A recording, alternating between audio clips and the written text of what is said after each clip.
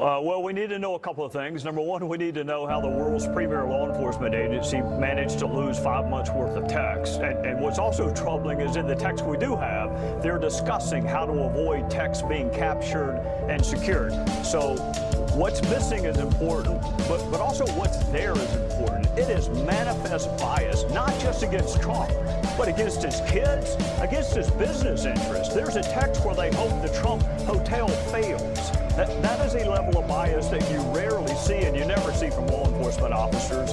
What's also troubling to me is this text that Johnny Ratcliffe found last night about this secret society. Now, I have no clue what that means because that was not the phraseology I used, but it's the day after the election, and it's the same two people that were discussing a little bit later in the text the damage they had done with the Clinton investigation and how they could, quote, fix it and make it right. What's out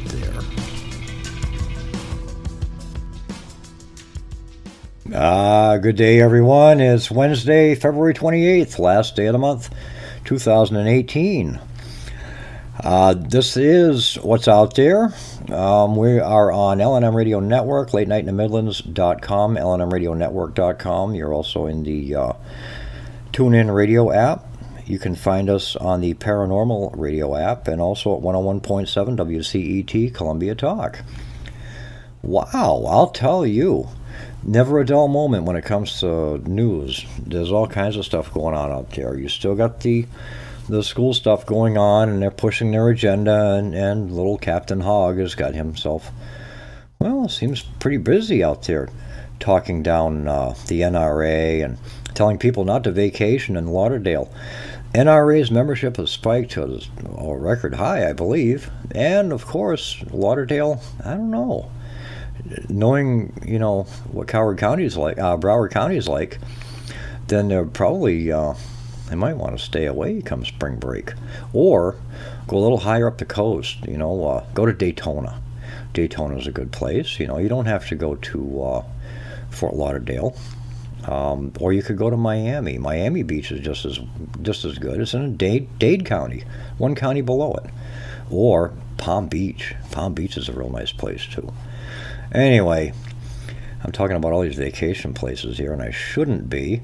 We do have a guest today. We've got with us the Einstein of the Bible.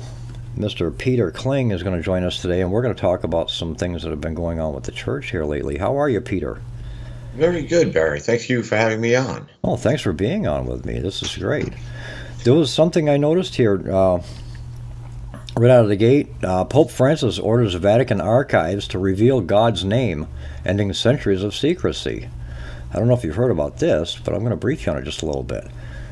In the Vatican City, it says, speaking before a delegation of Jewish leaders at the Vatican on Thursday, Pope Francis has revealed that he has instructed the Vatican's secret archives to unseal a set of ancient documents that have been kept hidden from public knowledge for centuries by the Church. The scrolls, which were encased in marble and buried in 463 AD, are said to contain the true name of God as communicated to Moses in the book of Exodus. The Pope told an audience during an event celebrating the new version of the Torah that his decision to upend over 15 years, or 1,500 years, listen to me, right, of secrecy was driven in part by a need for greater transparency within the Catholic Church. It's a scandal to say one thing and do another, declared Pope Francis, before adding that the Church is leading a double life by continuing to keep God's name secret. But according to Exodus in 3:14, when the Lord appeared to Moses as a burning bush, he referred to himself in the Hebrew tongue as Yahweh, meaning I am who I am. However, the Holy See now says that was only part of God's message to Moses. God said, I am who I am, the Vatican source told Sky News. He then followed up with, and I am, and then that name. That final word is what the Holy See plans to make known to the world. So we'll see how that goes with the Catholic Church, huh, Peter? That's interesting, Barry. I'm not even sure what to say about that, except that there's only one name that they can come up with, and it should be Yahuwah. Yeah. Yahuwah is the ancient Hebrew pronunciation for the name of God, the Creator. Okay. Creator of everything. That was told to me by a Jewish by birth woman who became Christian, who was a major in ancient Hebrew linguistics. Right. And she actually corrected me. She was a guest on a show that I was co-host, or I was also on, and I got corrected. And I was like, okay, Okay. I'm willing to learn. Yeah. And not everybody knows ancient Hebrew. You're So right. Yeah. she Yep. did. Yes. And so Yahuwah is the actual name of the Creator. Now, what I had learned as the meaning of Yahweh or Jehovah was he who causes to become. Okay. Right. So Right. now that name, the church actually tried to change the name when it was translated into Latin. They claimed that there was no J. However, the historic evidence proves otherwise. There was a J. So when it was translated over, instead of translating it over as Jehovah, they changed the J to an I in the attempt to change the meaning of the word from the Creator to having a satanic meaning. Okay. There's Latin for you. So during the Dark Ages, and this is interesting, it's in one of the Indiana Jones, was The Search for the Holy Grail. As he's going through the last quest, he's got to spell out the name of God, and it's in tiles on the floor, and he steps on, and he says, the name of God, Jehovah. And he steps on the J, and he almost goes through the floor, and he was like, stupid, in Latin it starts with an I. Yeah. And so they played that scene out, interestingly enough. But they knew the name of God. But it's actually not the pronunciation, and I've made this comment several times before. My name, Peter, is pronounced differently in different languages. Right. So, that there's always that to consider too. And we've had, 3,000 years removed since Moses took pen to Pierre, parchment. Pedro, Padre, I mean, whatever. Yeah. Pierre. Yeah. Peta in German. Yeah. So, how do you want to pronounce it? I guess I have to answer to them all. Yeah, exactly. There's a guy. I used to work with two men named Pete, and the only way I could tell them apart was one I called Pierre and the other one I called Pedro. I mean, that way they knew who I was talking to. Yeah. Not that they liked it. I didn't care if they liked it. I just wanted them to know who I was talking to. So you modified it, but they both knew who you were calling. Well, exactly. So now if you're calling Lucifer, who's answering? Yahweh? Yahuwah? Yeah, right. Exactly. Now, what my hope would be, considering that the Pope is talking to a bunch of Hebrew leaders here. Oh, I'm going to touch on that too. It was several years ago that there was a lot of controversy because one of the most famous rabbis, and I can't recall his name, which, come on, I have enough trouble with English. You want me to remember Hebrew? Go look it up. Right. Rabbi tells the name of the Messiah, the true name of the true Messiah, and he said it was Yeshua, Jesus. Okay. I'll buy that. Yep. And no surprise there. Right. So for the Vatican to come out and deviate anything from the intention of he who causes to become. Right. Yeah. That would be a major red flag. And with what's going on in the Vatican, just having an illegal Jesuit pope, he wanted to change the Our Father prayer. Yeah. Wait a minute. Did you read that scripture in Genesis? What is it? I mean, Revelation 22. I think it's right around verse 19. I know I can kind of see it in my mind's eye, but it says, "He who changes any word of this scroll, that they're basically going to be damned forever. They'll be erased from existence. Yeah. They'll be cursed." Yes. Yeah. So, yeah, go ahead, change all you want there, illegal pope. Well, yeah. Well, I'm sure there's a reason behind that. Now, what does the Bible say in prophecy about Christianity or belief in, religions? Well, here's the thing. Jesus never came to start a religion. Right. And he didn't exactly die for our sins, at least not our immorality. Jesus wasn't a Christian. No, he was Jewish. He was a Hebrew. Right. He may have been part of the Essenes, which was a very strict sect of the Hebrew religion, Right. And it wasn't really Jewish back then. Right. They were under the law of Moses. It actually wasn't a religion; it was a law. The Old Covenant. The Old Covenant. They were following the law of Moses. Right. Right. So religion wasn't involved. Right. Exactly. It was how you followed the law. Could you live up to the law?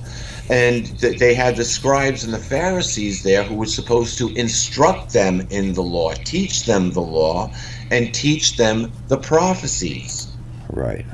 So because the law was set in place to keep the Hebrew people clean, so they would not have any other gods, that they wouldn't, that they would be held to a very high moral standard. That's why there was evidence when a Jewish woman or a Hebrew woman was given in marriage. They slept on the first night, the wedding night. They would sleep on this cloth. It was called a mantle, and that was what they spent their first wedding night on. And so on that cloth, if the girl was a virgin, there would be proof of her virginity. And that was folded up and handed back to the parents. Okay, yeah. As proof of that girl's virginity. Now, why did they need proof? Is because any children that woman was to bear could have been the Messiah.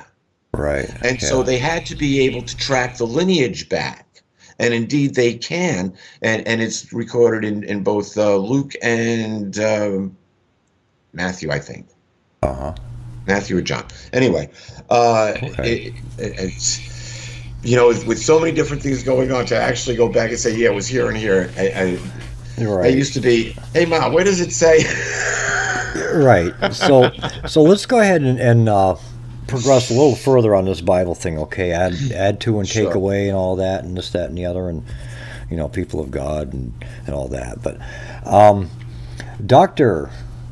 Abu Ghazali and the Holy See in Rome agreed on disseminating a code of ethics to all entities affiliated with the Vatican as an educational and guidance tool.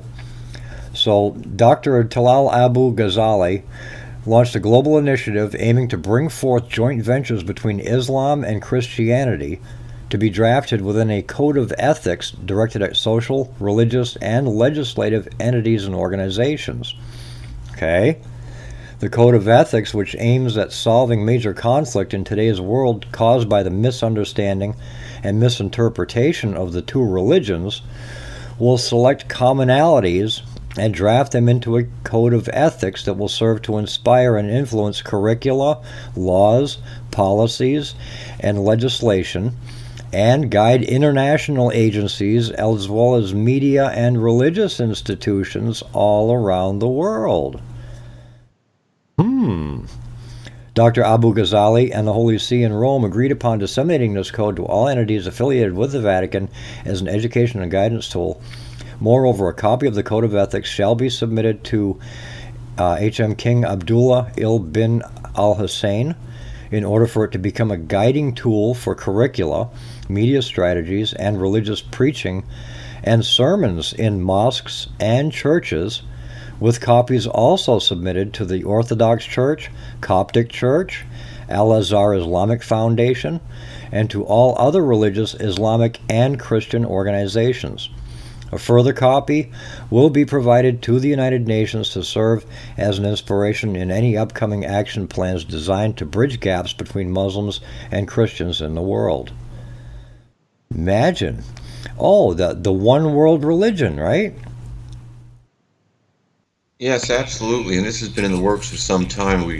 Alfred Weber and myself covered this under Chrislam probably about 3 years ago. Right. And that's how it first came out, and it was like all behind the scenes, under the table deals that were being cut, going back and forth. But it wasn't made. It was one of those conspiracy theory things, Yeah. which has now come to fruition. Here's your conspiracy theory. A committee headed by Dr. Taysir Amari was established with the membership of experts in education, media, religions, politics, economics, health, and government, tasked with the development of a questionnaire for circulation to religious organizations around the world with the goal of reaching a conclusion on joint values and ethics for the drafting of the Code of Ethics. Imagine, they're going to get all these heads together, they're going to bang heads around. It's a committee divided into subcommittees and working in parallel. And they work with media, legal experts. Oh boy, let's mix ourselves in with the lawyers. You want to stick in some pharmaceuticals while you're at it? How about Monsanto? Let's kick them all in there. Well, you go back first. I'm going to question this. Pose this question. That's a better way of putting it. Yeah. Why do the two largest religions on the face of the planet need a code of ethics?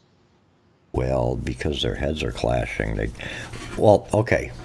No. Two riders on one horse, right? Yeah, we're back to the two riders on one horse. But here's the interesting thing. Why is it just between Christianity and Islam? Why doesn't it include the Zionist Jews? Oh, that I don't know. But they do say it's that being... make more sense? Right. Well, they say it's being distributed with all your major churches, your Orthodox, Coptic. But those are the churches. Those aren't the synagogues. That's right. It says mosques and churches, but nothing about synagogues. You're absolutely right. Oh, we've got three different things going on here, don't we? Absolutely. You've got your pre-Christian Bible thumpers. You've got your Islamists, and then you have your Christians. And your Christians are the ones that they're trying to suck into this thing, and they're leaving themselves out. Well, this goes back to the 1950s. Actually, it's right around 1955, I think, or 57. And it was started as a UN agenda at that time to come out with a one world religion. Right. Now, this has been done behind the scenes, and then to kind of get everybody's feathers from being ruffled, the United Nations adopted a platform on religion. And it's basically, they support the freedom of religion. You have the right to choose whatever, or worship in whatever way that you choose, unless the way that you worship becomes a danger to public society. Right. Okay, so in other words, if you strap a bomb onto yourself and run and yell out a religious expletive in a coffee shop somewhere and blow everybody up, that religion is now a danger to society. Yeah, exactly. And so under UN law, current UN law, that religion is not allowed to exist. Yeah. But we see examples of that every day. Yeah, well, we got a problem with this New World Law thing because it's not going to happen. Well, right? Of course not. We've got too much against it. Okay. There was one other Pope, John Paul I. Yeah. I think this is back in 1975 or 76. Boy, it's been a while, but he held the first council, which was in, I believe, Assisi, Italy, where he had all the heads of all the world's religions gathered together. I forgot how many were actually there, but there was even representatives from different American Indian tribes that were there. And the whole purpose was to start talks on forming a unified religion. Yeah. And the one that was actually presented to the United Nations, allegedly, is based on Buddhism and American Indian spirituality. Right. Because then you have a passive society who takes care of the earth. Right. So is this the answer, a code of ethics? If you, boy. Geography counts. Yeah. You know, I think of, okay, the church is going to develop a code of ethics. Does that mean that we're going to see an end to pedophile priests and child trafficking? Yeah, right. And rape and murder and honor killings and yeah, exactly. Yeah. Are we going to see Sharia law be put on the shelf? Okay, everybody, Sharia law is wrong. We accept that we were wrong. Everybody can live in peace. Yeah. Are we going to see that? Yeah, hold on to that dream. And everything comes right back to the Vatican, even your governments, right? D.C., for Virginia, Maryland, Virgin Mary, right? Okay. Yeah, the District of Columbia. Yeah, exactly. Back to the 3 city-states, and the 3 city-states are the Vatican, the City of London, and Washington, D.C. Do you know? To explain city-state for a second, those are areas that are above the law in which in the land in which they reside. So the Vatican is above the law in Italy. The City of London is above the law of the Crown and above the law of anything that Parliament passes. Yeah. And they have an Islamic mayor. Interesting. Mm-hmm. And then you have Washington, D.C., where we've got a bunch of corrupt politicians that don't do their job, and they are above the law of the people of the land. Oh, aren't we coming to realize that? Yeah, exactly. And of course, the one world government that the Bible predicts, of course, there would be fierce opposition against, right? Yeah. Now, there's interesting. Yes and no. There's going to be people that oppose it, but there's going to be people that are going to be fighting each other. Okay. It's going to come down more to a civil war type situation. It says the hand of every man will be against his brother. Well, hey, if you voted for Trump and I was a Hillary supporter, it might come to fisticuffs here. Yeah, come on, look what's going on. You know, people are against their brother right in town anyway. Okay. Yeah, but Dr. Jason Rand, good friend of mine, and we're probably going to be starting a radio show back. We're going to have the final countdown back on. I think it's going to be Tuesday nights at 7 o'clock. Oh, nice. Eastern time. But Dr. Rand, who is a staunch Trump supporter, had a friend who was a Hillary supporter. Mm-hmm. And they used to have lunch every once in a while, and I guess she was a woman of color. And when she found out that Dr. Rand voted for Donald Trump, she unfriended him, literally. Wow. Yeah. That's crazy. Yeah. So you know, it's like, good thing they weren't married. You know, everybody's like, I hate Trump. Which one of you has sat down and had dinner with him? Or a conversation? You know what I mean? It's like you don't know the man, and you hate him, right? This is what we've reduced ourselves to. It's crazy. Well, you know, I predicted Trump would win when he first threw his hat in the ring, and it wasn't, not that I'm a Trump supporter by any means, because I predicted Barack Obama would win too. Yeah. But I had my reasons. And the reasons were which president would most likely fulfill biblical prophecy. And having Hillary as a president would take it to a global level, and the United States remains intact. Right. It remains a viable power right up to the end. Yeah. Well, Sebastian Kurz, he's leader of Australia, 31 years old, youngest one they've had, okay? Well, he told colleagues that action has to be taken immediately after he found out that George Soros donated $18 billion to Open Society Foundation. Oh, well, geez, haven't I said that since let's see, for the past 2 months? Now, Kurz, he described himself as a truther and says he was red-pilled by the 9/11 film Loose Change. He claims that he understands the Soros agenda, or the Soros agenda, and there's no way in hell his country will be the fifth victim. The situation has become critical, he says. Soros is throwing everything he has behind his push for global control. Misinformation and media manipulation has already increased exponentially overnight. We have no room for complacency. He took $18 billion of his $24 billion and put it in the Open Society Foundation. Okay? Yeah. So he's got plans of paying a whole lot of people to do these events like we just had in Florida. Now, let me say this. He didn't just do this. He did this in October. This has been going on. Oh, yeah. He did this in October. Yeah, he did it in October. I did the research on it Yep. because I was trying to track down that the rumor was, and I'll tell Benjamin Fulford was, and he still stands by what he said. He says that Soros is dead. Well, this was reported in October. I don't know. I don't know whether Soros is dead or not. Okay? But Soros divested himself of $18 billion in October. Yeah.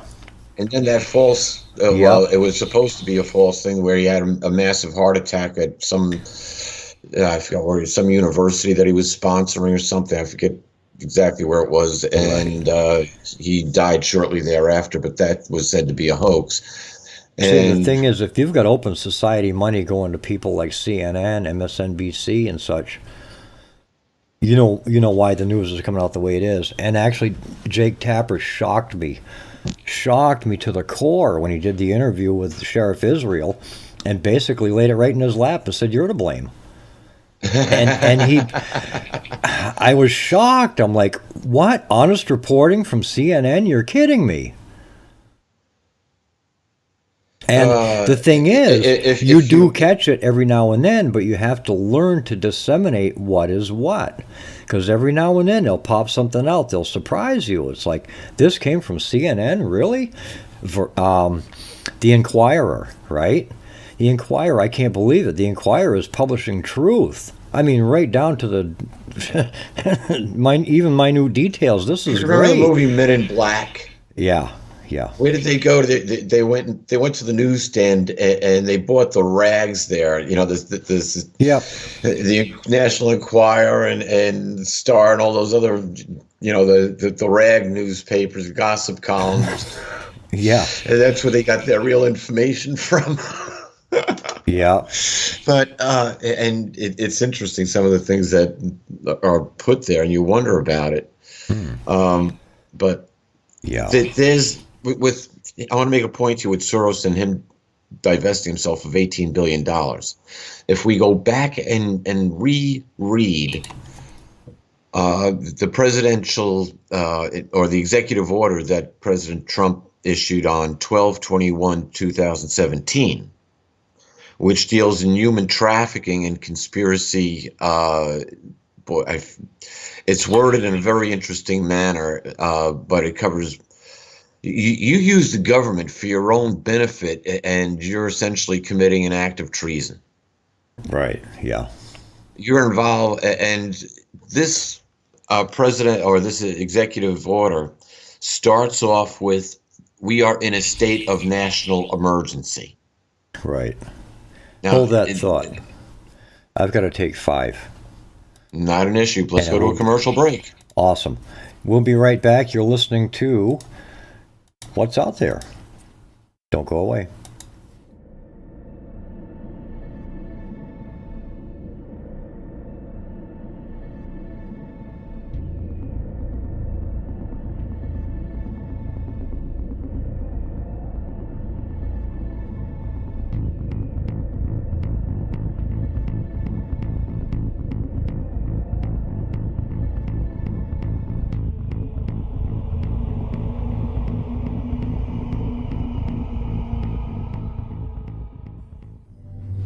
Let me assure you that our priority will remain to ensure stability and security. In order to ensure the security and continuing Stability, security for Canadians. Galactic Empire! So this is how liberty dies. With thunderous applause.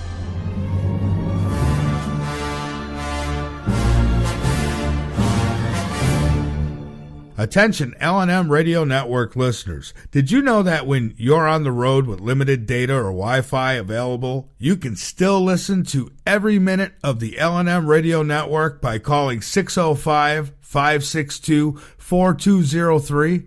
No smartphone app or internet needed. Saves your data plan and no extra cost if you have unlimited minutes. Call 605-562-4203 to listen to the LNM Radio Network on any phone, anytime, anywhere. Brothers at Arms is not about being militant, though there is a time and place where that is necessary. Brothers at Arms is not about arguing, though there are times where things may get heated. Brothers at Arms is not about who is right or wrong. There are many sides to each issue. Brothers at Arms is about exploring those sides, about dealing with the issues facing us today, about coming together and, through opposing views, understanding the deeper truths that are in the middle. Join Ira Robinson and Joe Long each Thursday at 7 p.m. Eastern Standard Time on LateNightInTheMidlands.com as these Brothers at Arms discuss what you need to know. Brothers at Arms, it's about time. Have you been looking for answers? Have you been seeking the truth but can't seem to find it? Late Night in the Midlands has the answers for you. Whether you are interested in the paranormal, aliens and UFOs, alternative health information, or just a little hope and inspiration, we have a show for you. Late Night in the Midlands, The Secret Teachings, Open Eyes, Red Pill Reality Show, Brothers at Arms, and many more shows. All here on the LNM network for you to listen to at any time that you want. Everything is free to listen to, and though it is not required, we are listener supported, and all donations are deeply appreciated. You will not find shows like these in the mainstream media. Go to LateNightInTheMidlands.com to listen. The LNM Network, where the truth has no fear. This is TJ Sanfilippo, host of Navigating the River Styx. Join us each and every Thursday night at midnight here on Late Night in the Midlands Radio Network. Together, we will traverse the forbidden waters of the paranormal, the occult, our hidden history, conspiracies, and things that dwell in the darkness and the deep. Come, grab a seat by the fire away from the night that is closing in. I have tales to tell you. When the clock strikes 12, I invite you to join us here on Late Night in the Midlands Radio Network. Until then, stay safe.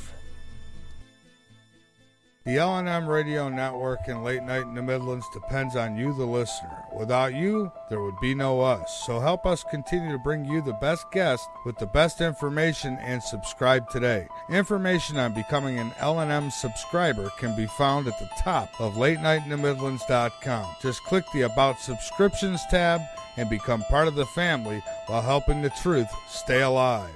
And while you're at it, maybe subscriptions aren't for you. A one-time donation helps as well. Click that donate button on the right side of LateNightInTheMidlands.com and help us help you.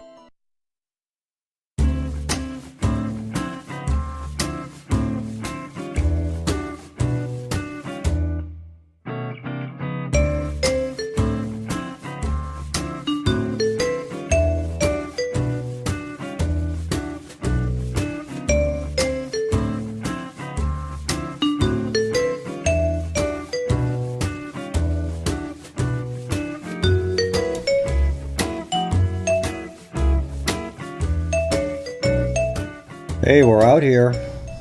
We're out here. That's bensound.com, where I get the music, bensound.com. LNMradio.com. Got to put the plug in there for him as part of the terms of agreement, And also, of course, LateNightInTheMidlands.com, LNMRadioNetwork.com, LNM Radio Network on the apps on TuneIn Radio, also Paranormal Radio, iTunes, and 101.7 WCET Columbia Talk. And of course, with us today, we've got Peter Kling. Welcome back, Peter. My pleasure, Barry. Boy, I'll tell you, this it's really something. There's so much going on out there, especially with White House. The White House, the dossier, and the coup. There's a government coup in process. People don't want to, they don't want to look at it because it's just, I don't know, it's uncomfortable, Well, you have people like Maxine Waters that keeps on saying impeach 45. I just read, I think it was yesterday, that the Democratic Party won't endorse Dianne Feinstein on her run for re-election. She's so that's a dirty dossier. That's why. Yeah. So you've got people who are fighting for their lives because they're getting ready to be taken down. Yes. And so if they don't get rid of Trump, a lot of stuff is going to go down. They're trying their hardest. And it's getting ready to go down already. Yes, so, and there's a lot of it has gone down. I mean, with that TSA thing, okay, it's like, somebody tried to break into the TSA. No, they were trying to get out. There's something going on in there, and they were trying to get out. But that's another thing. I mean, once you start dealing with alphabet agencies, now you've got problems because none of them are constitutional. They're all brought in by Congress and supposed to serve the president, and the president's not getting any answers because obviously he doesn't know who they work for. Well, pretty much. But and I wish I could verify this somehow. I had a friend who actually dropped off Facebook, but he's still on Skype. And kind of out of the blue, he messaged me a few days ago. And he said his son-in-law, who's a second lieutenant in the military, was sent to Washington on a mission to deliver over 13,000 indictments. Now, I can't verify that. Those indictments have been out for a long time, and they are hard to verify because they're sealed indictments. But now it's interesting that he said his son, who is a second lieutenant in the son-in-law, was a second lieutenant in the military, was called to serve those. Okay, so if that's the case, then these are not for the judicial court system. That's right. These are for a military tribunal. That's correct. They are military tribunals because everything they're doing falls under military law. It's martial law. That's what their corporation consists of, and all their people. Okay, it's like when you're in the military. Okay, you get arrested because you're drunk staggering around town. What do they do with you? They call the MPs. Come and get this guy. We got no jurisdiction over him, right?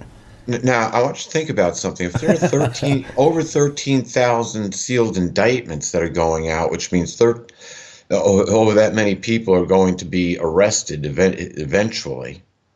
Right. Where are you going to keep them? Various different places. There are undisclosed secret places, along with Gitmo, of course. And Gitmo, instead of closing it down, Trump decided to put more money into it. So there's something going on down there. There's going to be absolutely. And you know what?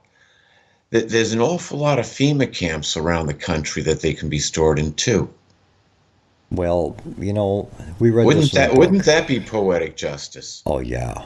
Well, like I said, undisclosed locations. Those are probably the FEMA camps. Wouldn't that be a welcome surprise, huh? Yeah. Talk about backfire. Like I heard one of the congressmen saying, we're victims of our own devices, I guess. Yeah. I wrote it down here word for word. I mean, I'd hate to take him out of context.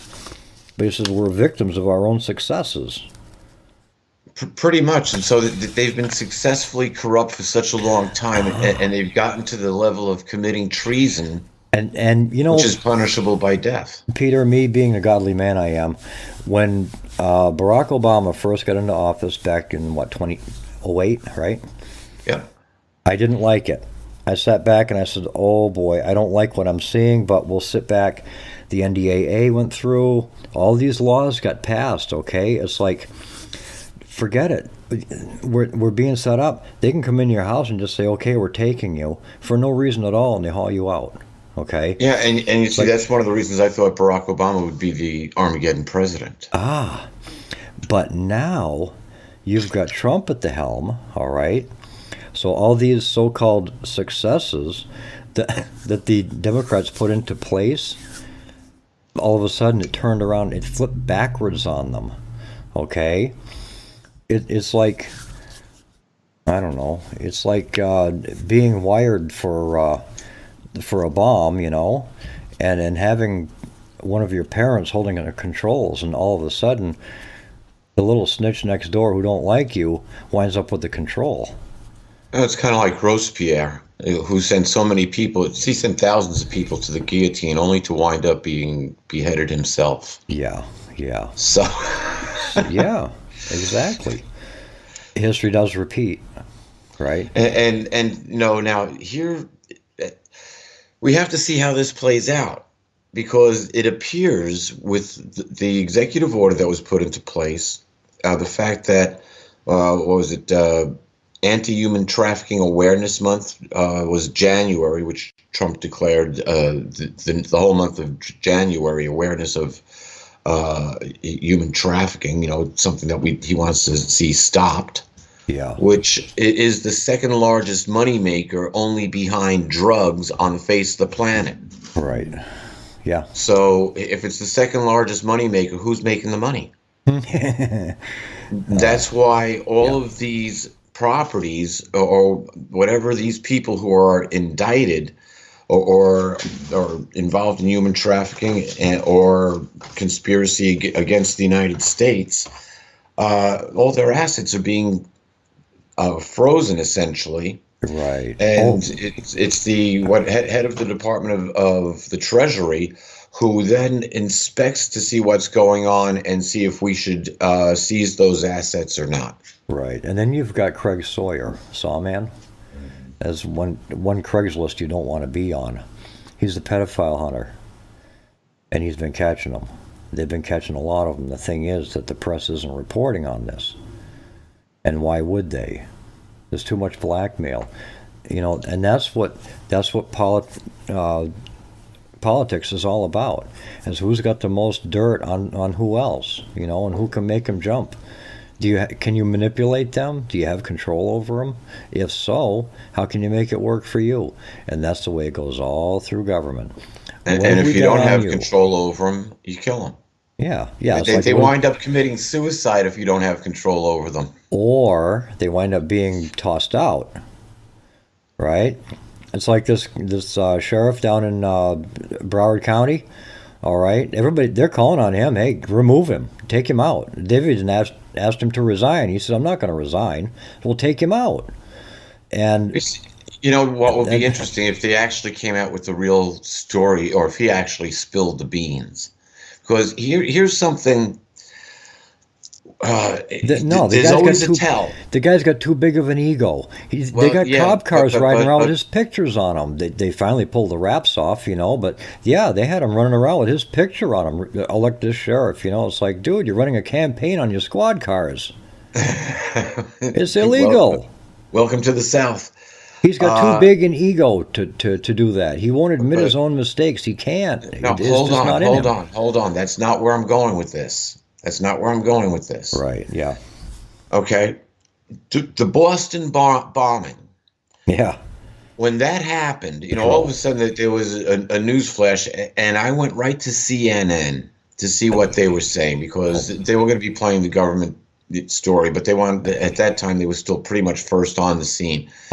And one of they were playing, there were all sorts of cameras at the finish line at the Boston bombing, but one of the people that they interviewed right at the beginning was the head of physical education, I think it was Maryland State University. Okay. He said that as he was running through that area, there were officers on on bullhorn saying that they were getting ready to conduct a drill. Yes. And they played that for about 2.5. No, they actually played that from about 2 o'clock in the afternoon until about 12 o'clock the next day, and then you never saw that clip again. Yep. As the story developed, and now they're hunting down these two kids, you never saw that initial story again, but they did play it. Now, with the school shooting in Florida, how many kids had iPhones? Probably 90% of them. Wow. Because a lot of those first videos did make it to YouTube and were collected and put out there and then taken off. Right. And it did sound like multiple shooters, and kids were saying the gunshots were coming in different directions. That there's one video of this girl who says that she was talking to the accused killer as she was hearing gunshots in another part. Yeah. And then it came out off of, I think, a Q post that this was basically a military special forces team that went in. They were only supposed to target the teachers, but they just went in and shot whoever they got in the way. Okay. There was a woman, a teacher, who was in the hallway. She got shot. Her shoulder got grazed, okay?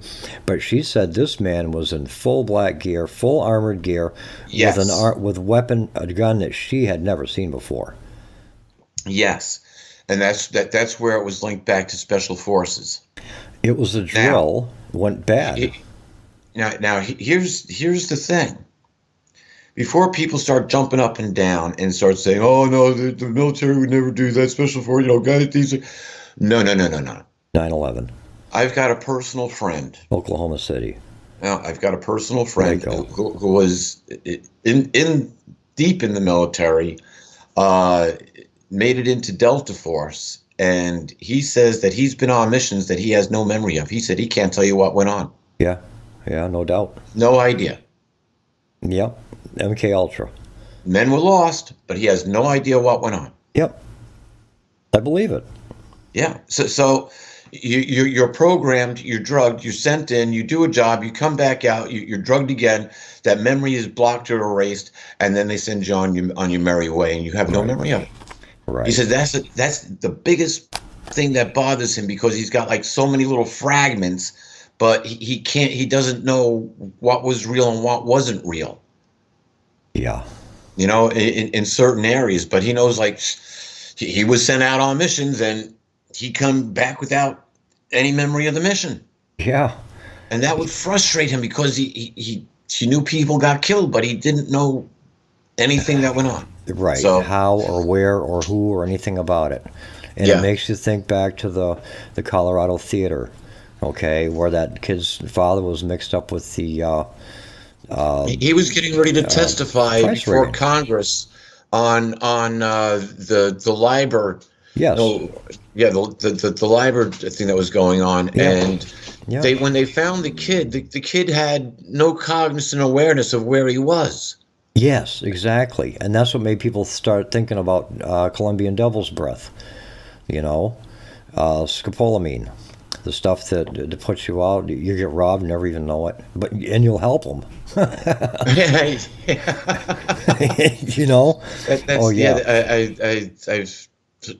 I don't know much about it, but I've heard about it, and it's on a YouTube video. A cautionary drug. Watch this stuff. They'll slip it to you, and then they'll rob you, and you'll never even. Yeah. And then the kid, what's his name? The kid that's getting all the publicity. You see him sitting behind the CNN desk. He came from California. Hogg, yeah. Hogwash. The pig boy.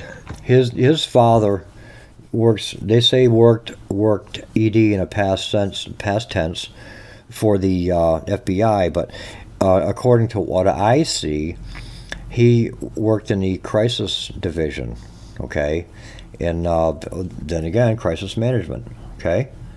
So it runs in the family, and now you've got publicity, and then this kid, I'll tell you, he Here got to comes be a CNN. He'll be an anchor person before long. Between him and Barack Obama, they both need to be poster children for the NRA. I'll tell you, membership has gone up so fast; it's crazy. You know, It's here's another thing that I had heard, and then I saw again cell phone footage of it. The shooting in Las Vegas. Yeah, Never happened. there's still a lot around that too. I was watching people with their smartphones taking videos. One guy stands up and just holds his. They're saying it's fake gunfire. It's fake gunfire. And then somebody else says it's the audio system, and you can hear him. And so everybody thought it was real gunfire, and they hit the ground to begin with. Yeah. And then they realized, no, it's not. It's fake. It's fake. Yeah, but so people were standing up and they're walking around. Now a lot of people were leaving, but nobody was massively running away. And the interview that I had heard, I was listening to, the guy said you could have gone there the next day and could not find a drop of blood anywhere. Yeah. And it's like, well, wait a minute. No. Is that why none of this? Now, I've heard the story changed 3 times. There's a lot around that. There's a lot around that because the Mandalay has Saudi connections. There was an FBI meeting out there that weekend. I heard ISIS was involved. There was a lot of stuff going on. This was another what looks to me like a Benghazi on American soil. What it looks like. Without here's without the thing. The troops. It was an arms deal. It went bad. Well, that's what they say. That's what they say. Yeah, and who but knows? I mean, who knows? Yeah, exactly. Who knows? There's so much going on. You don't know what's real and what isn't anymore. And right now, I've seen this video several times that they're expecting another crisis situation, this time in Houston, and people are being paid $1,000 to come down and be part of a crisis acting scene there. Well, I think it's the 4th of March, so the end of the week. Is there something going on in Houston this weekend?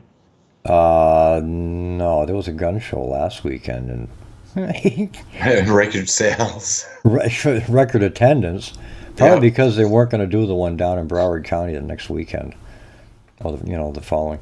But it makes me wonder if the arms dealers and the NRA aren't sponsoring these events. And I'm being facetious here.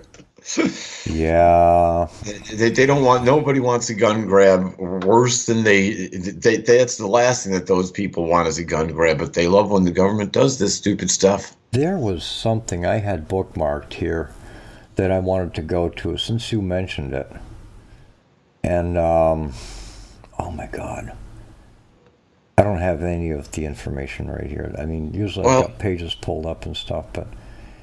Well, let me say this because we're starting to run down on time here. Yeah. All of these things take place in populated areas. Yes. Very populated areas. Yes. Does that tell you anything? Yeah. Get out of the populated areas. Yeah. Get out. Cities are going to become death traps. Yeah. That's just a fact. Cities are going to become death traps. Most of us don't. We see this stuff that's posted on Facebook or public, social media, and the stuff that they portray that they want us to see on. I don't care what news it is.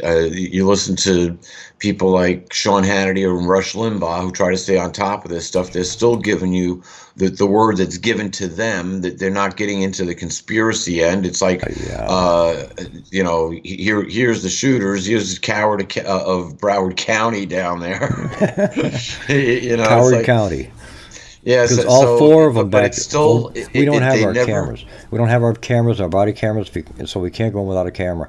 Oh, we don't have any, so we can't go in. None of us can go in. None of them. I would love to see these people actually play some of the footage that was taken and put online by these teenagers who were under fire.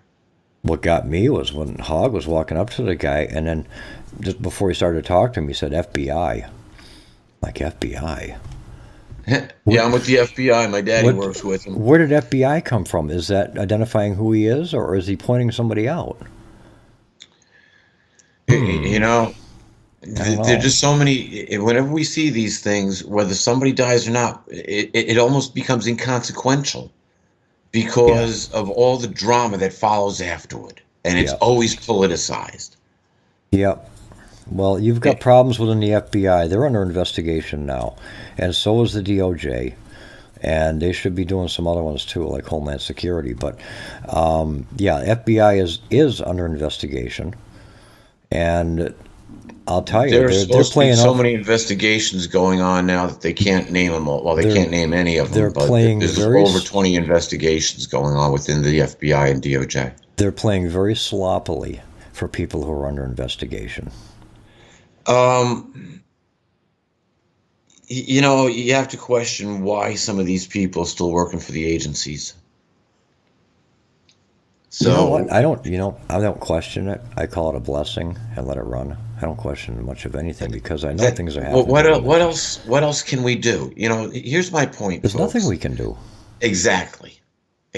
All we can do is we can watch over ourselves in an individual capacity and take care of our own, and that's all we can do. You can watch the stuff and say, "Oh yeah, the sky is falling," but until it falls down in your front yard, it's not falling. You know, here's a fact. If you're standing on the train tracks and a train's coming, you can watch that train come from a long ways if it's a straight set of tracks. Yes. And yes, you can walk off those tracks and watch that train pass by. But if you're so hypnotized by the train coming that you forget to step off the tracks, you're going to be like a bug on a windshield. And that's pretty much the way that this system is going to treat us. Yeah. If you're that involved and think that you can take on the train, I wish you well, because that's what groups like Antifa are all about. Yeah. Let's take on the train. But they've got no, that ain't gonna happen. They've got backing, I mean. They have backing, all which can be taken by the government off by the executive order that Trump put out. Yeah. That money can all be seized in a heartbeat, and then those people are just left penniless without their backing. It could. Trump could seize all. Well, I don't know, because Soros is in a different place. But if he was here, any money that he has here, yes, he could seize it. Absolutely, could freeze all of it. Well, not seize it, but freeze it. They'll freeze it, and then they'll seize it.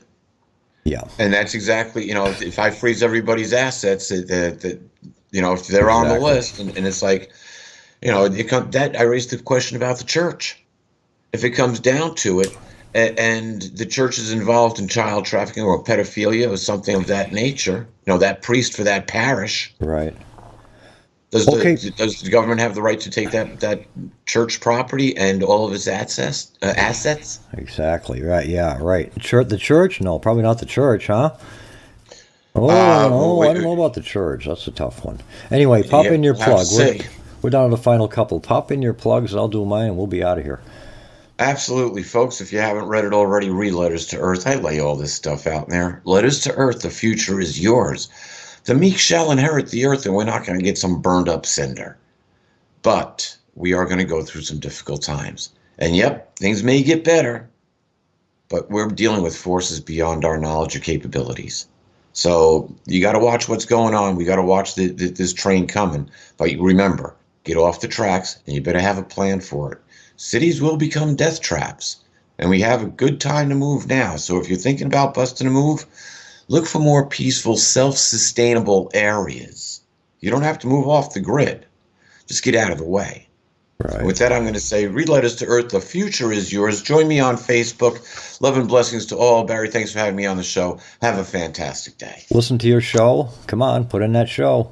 Oh, yes. Tuesday nights, 7 to 9 o'clock Eastern Time. The final countdown. with yours truly, Peter Kling, and Dr. Jason Rand. So tune in. We're going to be covering some pretty good topics. We had our first show last night. It's in the archives on Late Night in the Midlands.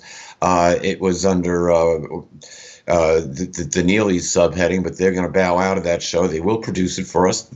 Bless them. And so tune in Tuesday nights, 7 to 9, for the final countdown. Alrighty. And this is, today's Wednesday. Wednesday, February 28th, last day of the month, 2018. And that, my friends, is what's out there. Well, we need to know a couple of things. Number one, we need to know how the world's premier law enforcement agency managed to lose 5 months worth of text. And what's also troubling is in the text we do have, they're discussing how to avoid text being captured and secured.